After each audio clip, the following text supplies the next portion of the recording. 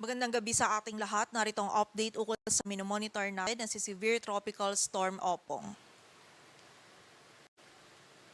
Patuloy pa rin binabaybay ni Bagyong Opong yung karagatan. Huli itong namataan sa layong 150 kilometers east of Borongan City, Eastern Samar. Taglay nito yung lakas ng hangin na 110 kilometers per hour malapit sa sentro at bugso ng hangin na umaabot sa 135 kilometers per hour. Ito'y kumikilos pakanluran, hilagang kanluran sa bilis na 20 kilometers per hour at sa kasalukuyan nga po ay unti-unti na itong papalapit dito sa area ng Eastern Visayas and simula ngayong gabi rin ay unti-unti nang mararanasan yung mga malalakas na hangin and also yung mga malalakas din po ng mga pag-ulan, lalong-lalo na dito sa may Eastern Visayas, maging sa buong bahagi pa ng Central Visayas and also sa ilang areas din po ng Caraga at Northern Mindanao. And may kita nga po natin, bahagyang bumaba yung track nito ni Bagyong Opong and may kita din po natin dito sa ating satellite animation na halos nasa katimugang bahagi po yung mga malalakas po na pag-ulan na dala nito. So expect po natin muli simula ngayong gabi ay magsisimula na pong maranasan dito sa malaking bahagi ng Eastern Visayas at Central Visayas, maging dito pa sa ilang area ng Northern Mindanao at Caraga yung mga malalakas po na pag-ulan. So itong mga pag-ulan po nito, malawakang pagbaha po yung nakikita natin, kaya naman doble ingat at maging alerto po para sa ating mga kababayan. At ayon nga dito sa ating latest forecast track analysis, patuloy nga po or unti-unti nang lumalapit itong si Bagyong Opong dito sa may bahagi ng Eastern Visayas and nagsisimula na nga rin po nating maramdaman dyan po sa areas na yan yung mga malalakas na hangin and also yung mga malalakas po na pag-ulan. And tomorrow early morning po, posible ito maglandfall dito sa may Northern Samar or dito sa northern part ng Eastern Samar. And after po nito, by tomorrow morning din, ina-expect natin na magla-landfall ito muli sa vicinity ng Sorsogon and then babaybayin na nito yung isla ng Bicol Region, maging itong bahagi din ng Northern Mimaropa at yung Southern Calabarzon. Bukas po yan araw ng Biyernes and lalabas po ito ng ating kalupaan by Saturday early morning. So muli po, magsisimula na ngayon yung dama natin yung malalakas na hangin and also yung mga malakas na pag-ulan dito sa may Eastern Visayas or dito sa may Eastern section ng Southern Luzon, Visayas at yung ilang bahagi pa po ng Northeastern Mindanao. Kaya naman po pag-iingat para sa ating mga kababayan dyan. And bukas po habang tinatahak ni Bagyong Opong itong mainland, in-expect po natin na mas doon din pa natin mararanasan yung mas pinakamalalakas pa po na hangin and also ng mga pag-ulan na dala nito. So paghahanda pa rin po para sa ating mga kababayan. And may kita nga din po natin bago ito mag-landfall, posible mag-intensify pa ito into a typhoon category and then habang binabaybay po nito yung mainland ay magda-downgrade po ito into a severe tropical storm. And may kita din po natin dito sa ating forecast track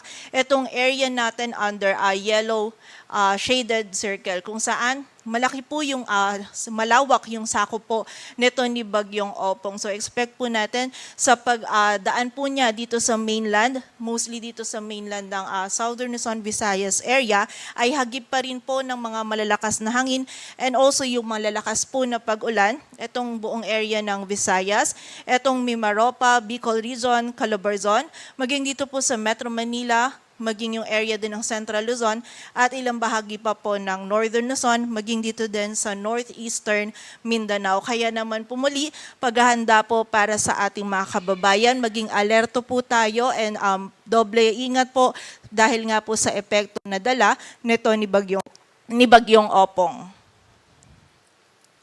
And habang papalapit nga po si Bagyong Opong, medyo mas dumami na din po yung wind signal number 3 natin kung saan nakataas na yung wind signal number 3 dito sa area ng Sorsogon, sa southern portion ng Albay, maging sa area din ng Masbate. Samantala maging dito din sa Northern Samar, northern portion ng Eastern Samar at sa northern portion ng Samar. Samantala, wind signal number 2 naman po sa Laguna, Batangas sa southern portion ng Quezon, Camarines Norte, Camarines Sur, rest of Albay, maging sa area din ng Catanduanes, Marinduque, Occidental Mindoro, Oriental Mindoro, Romblon, Calamian Islands, rest of Eastern Samar, the rest of Samar, Biliran, northern portion ng Leyte, sa extreme northern portion ng Cebu, kasama na po yung Bantayan Islands, sa northern portion ng Aklan, Capiz at Iloilo, maging sa bahagi din po ng Caluya Island. Samantala, wind signal number 1 naman sa central and southern portions ng Isabela, Quirino, Nueva Vizcaya, Ifugao sa southwestern portion ng Mountain Province, Benguet, southern portion ng Ilocos Sur, La Union, Pangasinan, Aurora, Nueva Ecija, maging dito din sa may Tarlac, Zambales, Bataan, Pampanga, Bulacan, dito po sa Metro Manila, sa Rizal, Cavite, the rest of Quezon, Cuyo Islands at northern mainland Palawan, kung saan maging dito din po sa area ng rest of Leyte, southern Leyte, sa northern portion ng Bohol, sa northern portion ng Cebu, kasama na po yung Camotes Islands, sa northern portion ng Negros Occidental, central portion ng Iloilo, rest of Capiz, rest of Aklan, sa northern portion ng Antique, maging sa Surigao del Norte at Dinagat Islands, kung saan ito pong mga areas na nabanggit po natin, makakaranas po ito ng mga malalakas na hangin and also hanggang sa mapaminsalang hangin po na dala ni Bagyong Opong. So expect po natin ngayon pa lang hanggat maaari ito pong mga areas natin dito sa may silangan ng Southern Luzon, Visayas at Mindanao.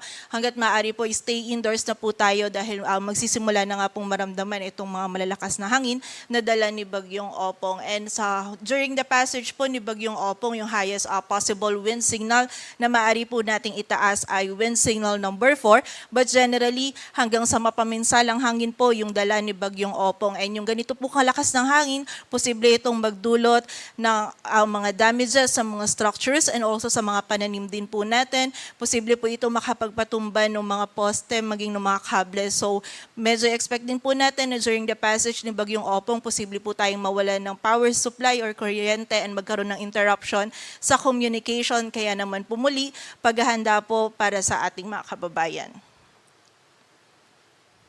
Samantala, para naman po sa mga pag-ulan, more than 200 millimeters of rainfall po yung ina-expect natin dito sa may Sorsogon, Northern Samar, Eastern Samar, Biliran, Masbate, Romblon, maging dito din po sa area ng Romblon. Samantala, 100 to 200 naman dito sa Batangas, Laguna, Quezon, Marinduque, Camarines Norte, Camarines Sur, Catanduanes, Albay, maging dito sa Oriental Mindoro, Antique, Aklan, Capiz, Iloilo, Guimaras, Negros Occidental, maging sa area din po ng Leyte. Samantala, 50 to 100 millimeters of rainfall naman dito sa Negros Oriental, Cebu, Bohol, Southern Leyte, Dinagat Island, Surigao del Norte, Occidental Mindoro, Palawan, dito sa Metro Manila, Cavite, Rizal, maging dito din po sa area ng Laguna at sa bahagi po ng Aurora. Ngayon po yan hanggang bukas and ina-expect po natin bukas habang atin na-traverse or tinatahak nga po nito ni Bagyong Opong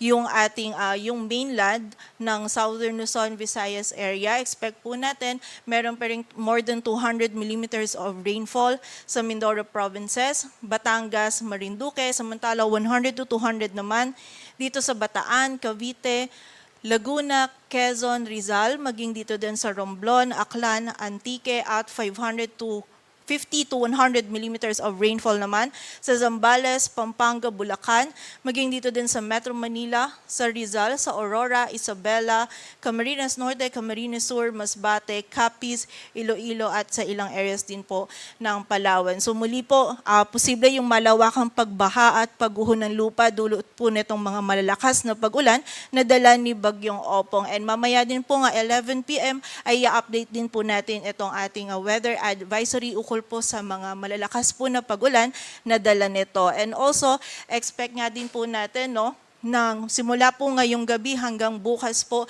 yung peak ng mga pag-ulan na ating mararanasan. Kaya naman po sana ay nakapaghanda po yung ating mga kababayan. Samantala sa gale warning naman po natin, merong tayong nakataas na gale warning sa Albay, Sorsogon, Catanduanes, Northern Samar, Eastern Samar, Marinduque, Romblon, Camarines Norte, Camarines Sur, Masbate, Biliran, Coast of Southern Quezon at Northern Coast ng Aklan, Capiz, Iloilo at Leyte.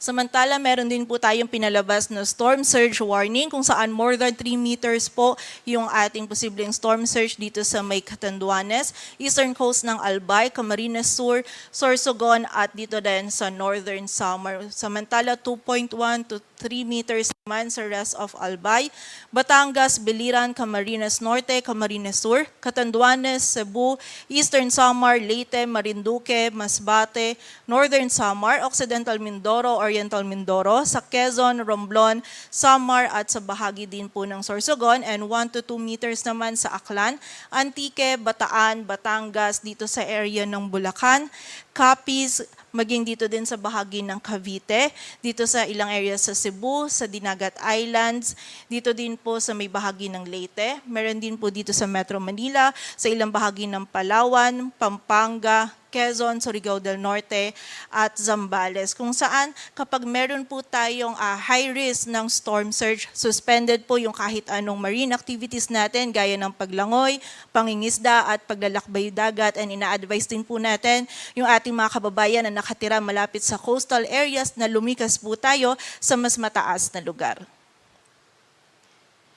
Samantala, bukod po dito, posible pa rin tayong makaranas ng bugso ng mga malalakas na hangin dulot naman ng habagat dito sa ilang areas ng Northern Luzon, maging sa Visayas at ilang bahagi pa po ng Mindanao hanggang bukas po yan. And by Saturday naman, posible pa rin po yung bugso ng mga malalakas na hangin na ito na dulot ng habagat dito sa Luzon, maging sa bahagi din po ng Western Visayas.